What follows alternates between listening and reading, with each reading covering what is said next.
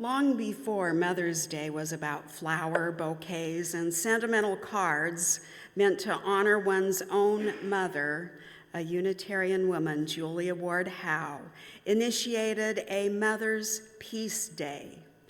Mothers with no apostrophe between the R and the S, not mothers in the singular, but the collective of mothers. Mother's Peace Day was observed on the second Sunday in June for several years before it was replaced by the Mother's Day holiday that we now celebrate in May. It was in 1872, with a war raging between France and Germany, and with memories of the American Civil War still fresh, Howe, mother of 6 children, called for the women of her day to arise, demanding a better world. Things have changed a little bit, some for the better, some for the worse, but things have changed a bit since Howe's day, when the act of mothering was solely assigned to women. We live at a time when we have a broader understanding of gender and gender roles. We live at a time when we are learning more and more about human development and what it takes to raise a child to become a competent and caring adult. That I am standing in this pulpit is evidence, something that Howe and other women of her time were not allowed to do.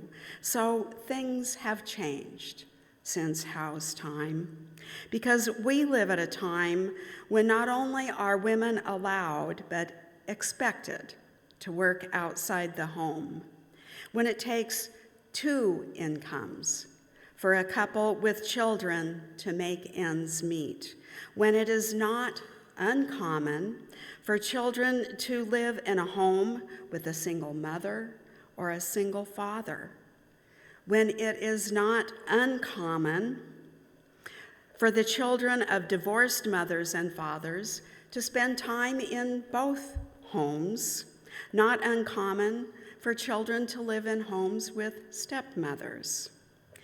It is not uncommon today for fathers to be the ones with the day-to-day responsibility of caring for children while mother is at work.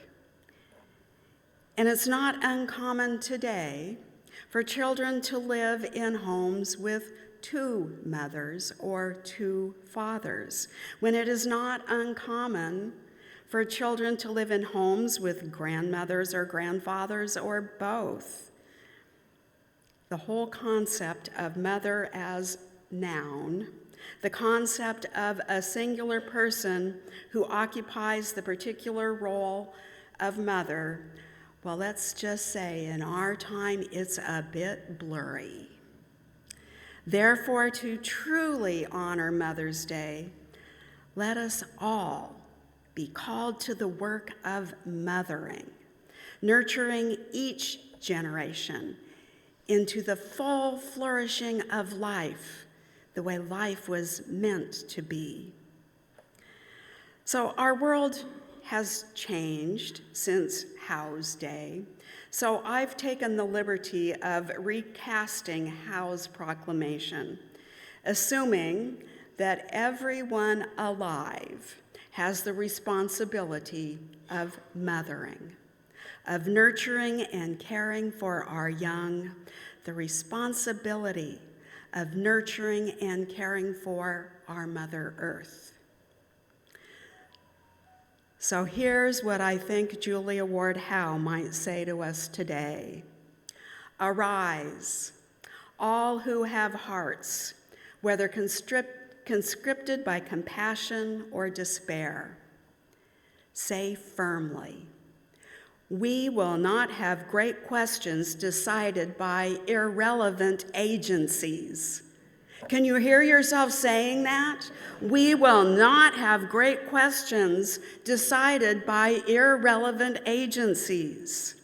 We proclaim that all children and those who care for them are worthy of the basic human needs of safe, affordable housing, access to healthy, nutritious foods, and access to clean air and clean water.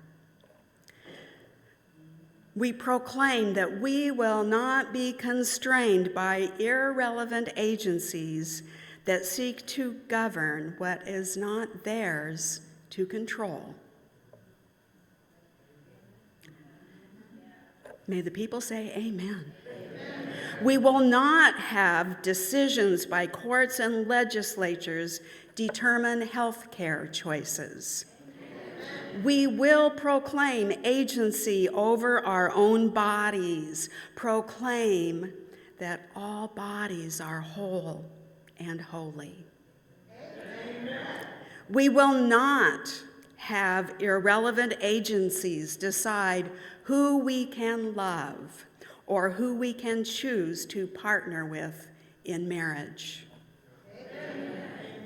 We proclaim that educating our children, all of our children, no matter the color of their skin, the country of their origin, or the size of their parents' pocketbooks. We proclaim that educating our children is a sacred duty, teaching history without erasing the unpleasant parts. Teaching the ways of equity and compassion, the ways of love and justice, not for some, but for everyone. We proclaim that children the world over need to live free from violence and the fear of violence, be it in their homes, in their schools, in their communities, or in their homelands. We proclaim that our sons and daughters and transgender offspring shall not be taken from us to fight wars, to unlearn all that we have taught them of charity, mercy, and patience, nor returned to us, reeking with the carnage of bodily and moral injury.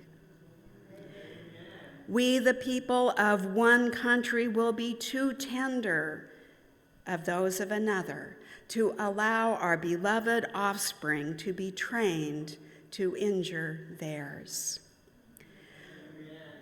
We proclaim that hate shall hold no corner in our hearts.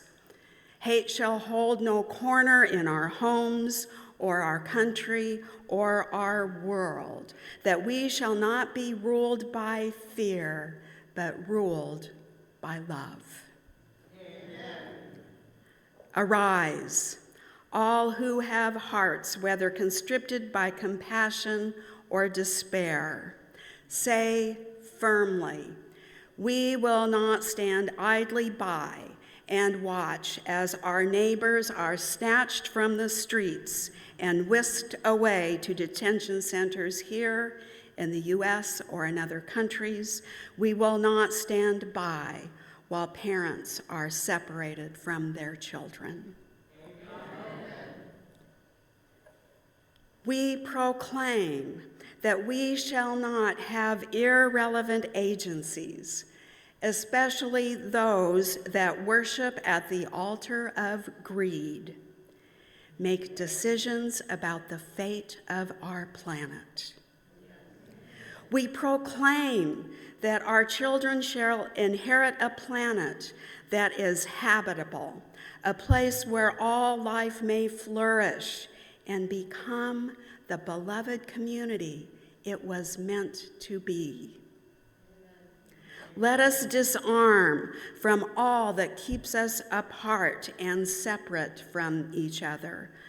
Let us solemnly take counsel with each other as the means whereby the great human family can live in peace.